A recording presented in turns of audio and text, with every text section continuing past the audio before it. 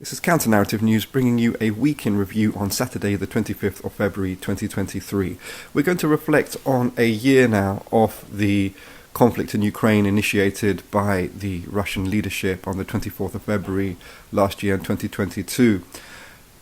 It's been a massive change in many ways in terms of the contribution of this conflict to popular political culture and political realities across the world. However, there's some consistencies as well, however much that these consistencies have become somewhat intensified, and we'll go into this. But basically, Putin has internalized the total kind of Bush and Blair era neocon framework upon primarily Ukraine, but also wider afield across Africa, with his Wagner racist death squad being deployed there strategically, but also in relation to his invasion and crushing of the Kazakh working class uprising just weeks before his military project in Ukraine. It's a framework of basically total dehumanization, the putting whole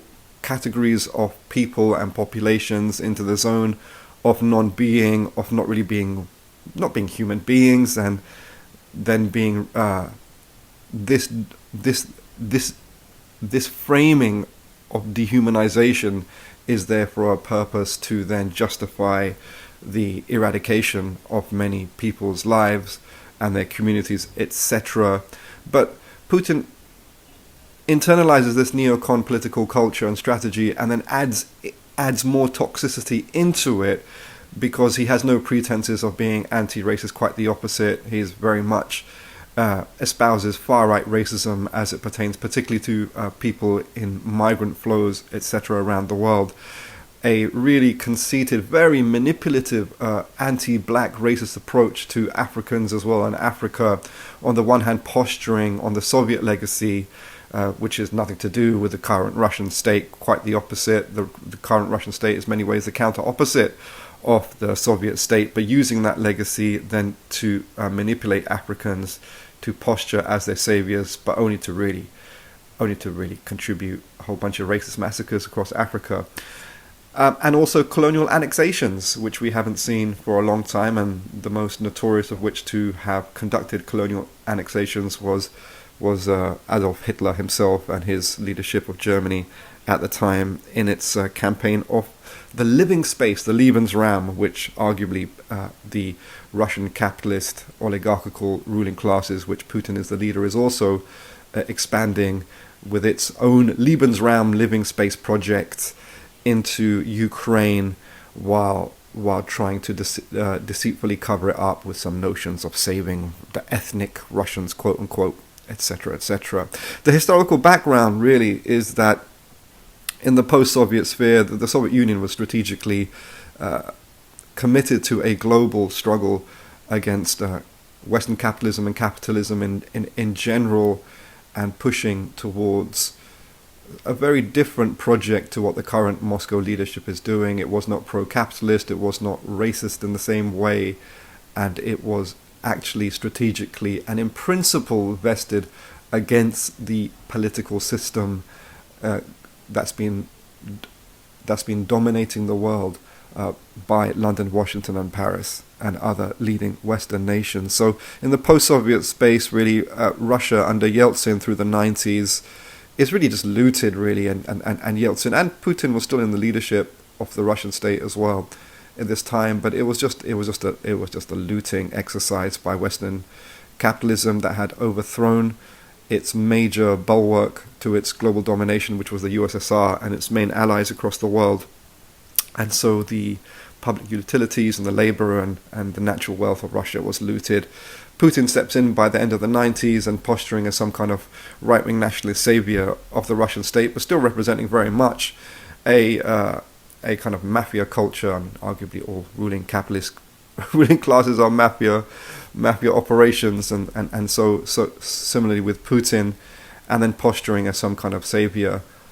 But really, until relatively recently, actually, perhaps until around 2012 into the 2014 period, Russia tries unsuccessfully to try and integrate itself into the Western global infrastructure. It had regular joint exercises with NATO, including one timetable in January 2022, actually, in North Europe and Scandinavia.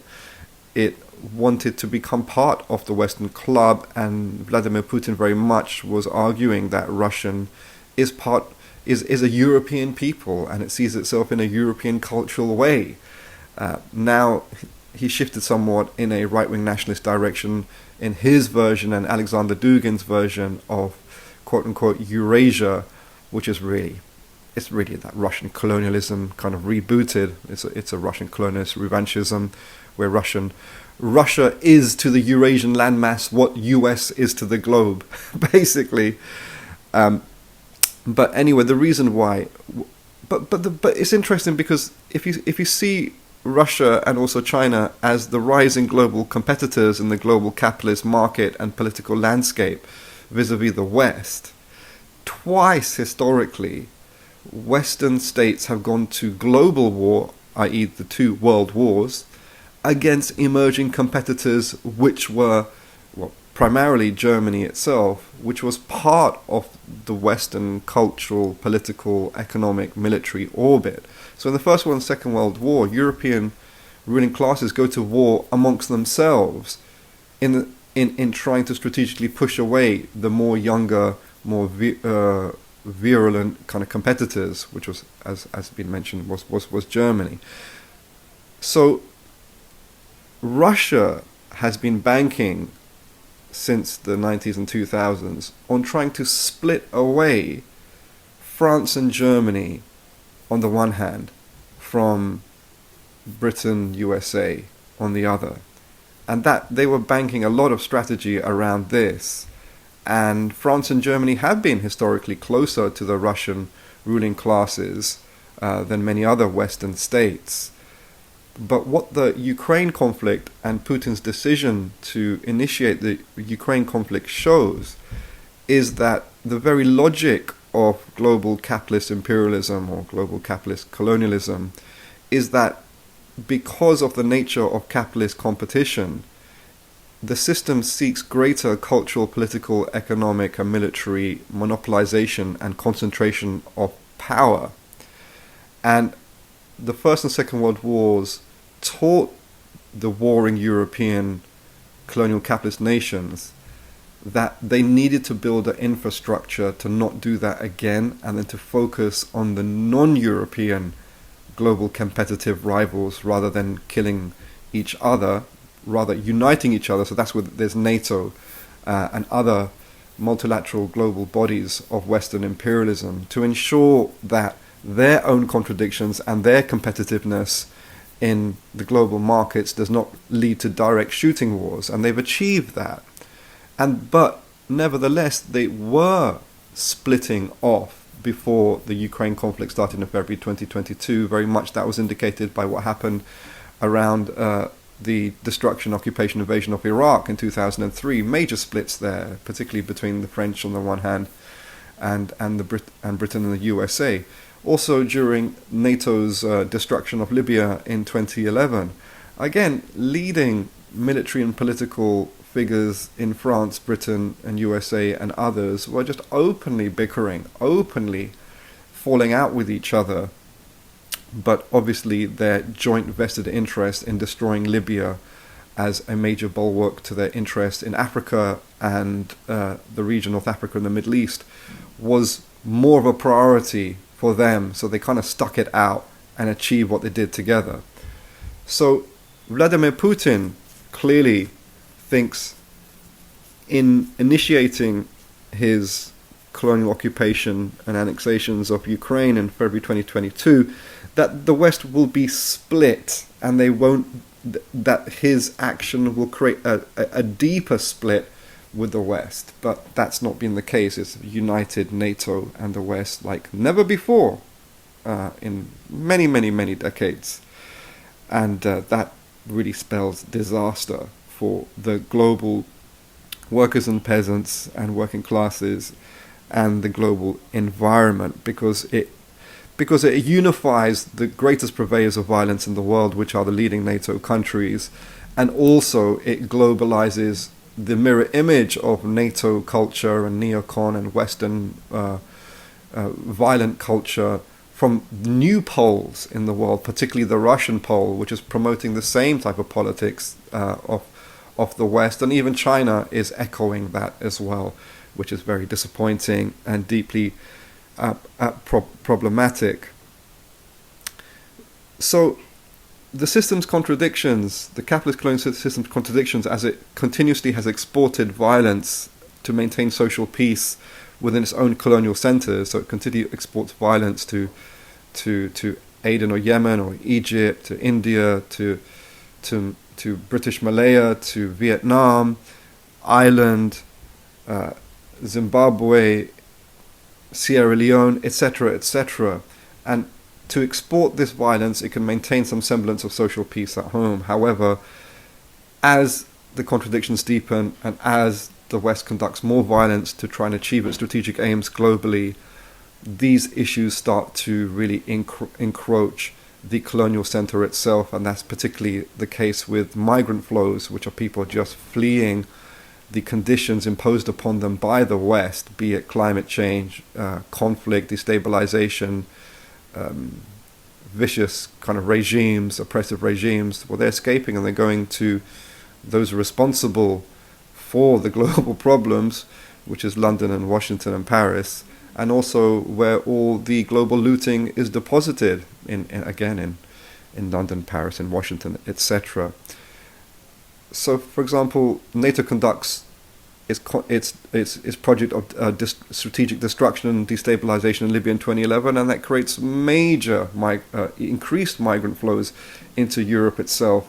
And then you have this conflict in Ukraine on the periphery of Europe. Now, it's interesting to apply some analytic comments by the pioneer of the negritude movement in the 50s, Aimé Césaire, who wrote a very famous pamphlet, which we'd recommend everyone read, Discourse on Colonialism, it's called. And he argued that the leading Western powers, the problem they had with Hitler was not what he did necessarily to the European people in his Holocaust, but that he had the audacity to apply this genocidal policy upon European people, which hitherto had only been applied to on the colonial peoples of the global South, or the southern continents of Africa, Asia, and so-called Latin America.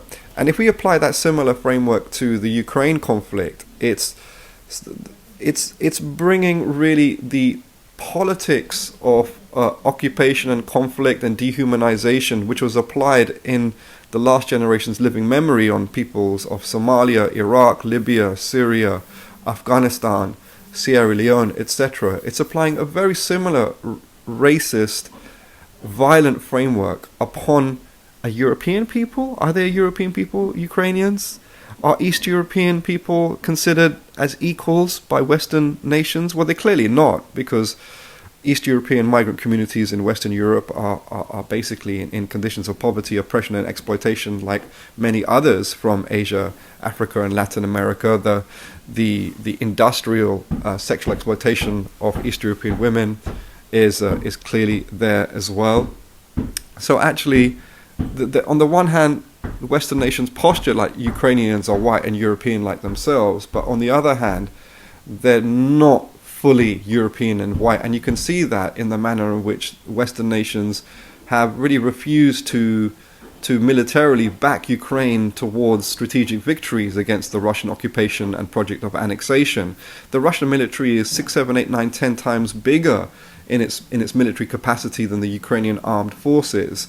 The Russian economy is on a war footing in relation to feeding its war machine in Ukraine, and there has been no similar kind of mirroring of economic kind of war strategy by Western nations in support of Ukraine. So Ukraine, on the one hand, is utilized by Western nations to develop a racist, violent NATO culture, but on the other hand, it doesn't actually deliver that to Ukrainians because really they're basically expendable and they can be used for NATO strategies.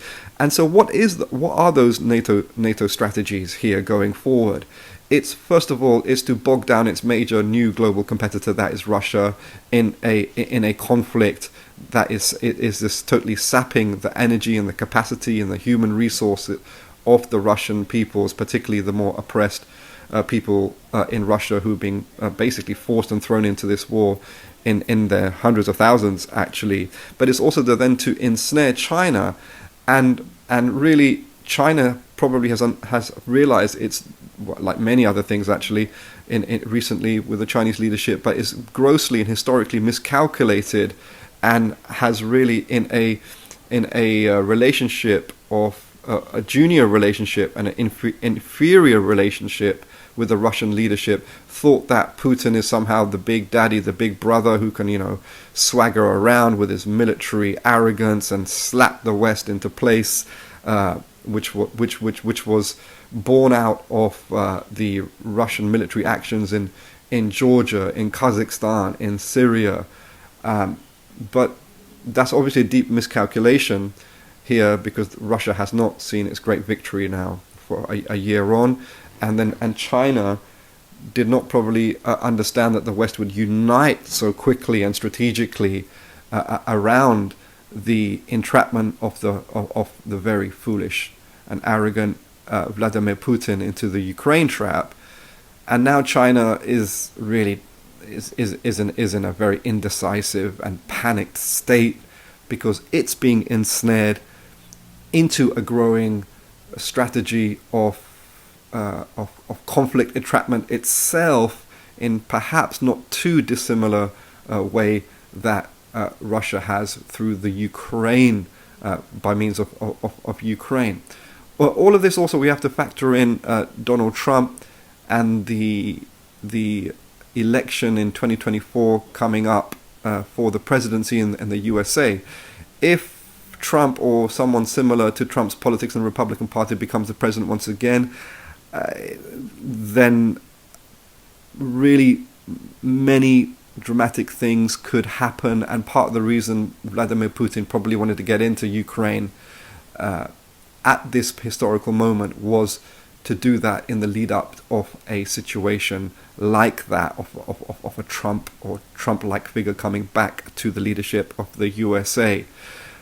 But for China, this is a big problem going forward, because it's basically being threatened increasingly by Western imperialism, and probably the Beijing leadership won't be able to defend itself very well, because they're so deeply embedded themselves as a billionaire class into the Western-dominated global finance capitalist system, encompassing financial management, basically finance capital, bank capital merging with industrial capital.